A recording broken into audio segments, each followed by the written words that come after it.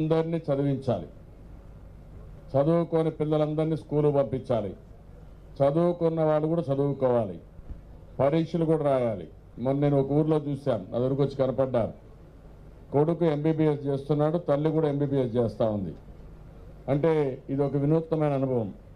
కొంతమంది ప్రైవేట్ చదువుకొని యూనివర్సిటీలో ప్రొఫెసర్స్ అయ్యారు. అంటే మామూలుగా ప్రైవేట్ చదువుకుంటే భవిష్యత్తు ఉండదు అనుకుంటారు, కానీ 7వ తరగతి చదివేటప్పుడు పెళ్లి కావడం, పెళ్ళి అయిన తర్వాత చదువు మానేయడం, భర్త సహకారంతో మళ్ళా చదువుకొని యూనివర్సిటీలో ప్రొఫెసర్ అయ్యే పరిస్థితికి వచ్చారు.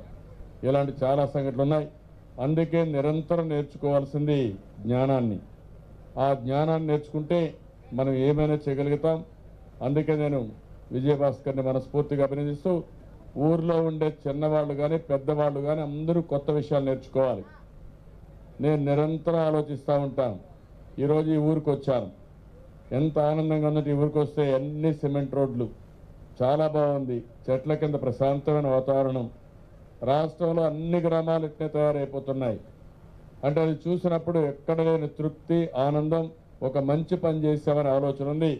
అదేవిధంగా మీలో కూడా ఆలోచన వస్తే ఇంకా బ్రహ్మాండమైన ఫలితాలు వస్తాయని చెప్పి తెలియజేసుకుంటూ, అందరూ చదువుకోవాల్సిన అవసరం ఉంది.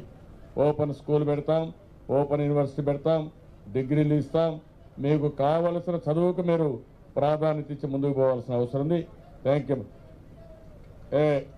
మీడియా మీరందరూ ఆడుకోండి, కూర్చోండి, వీడి మనిషి కూర్చోండి, చెప్పిందినండి. వెనకాల వాళ్ళకి కనపడకపోతే వాళ్ళకు రియాక్షన్ వస్తుంది.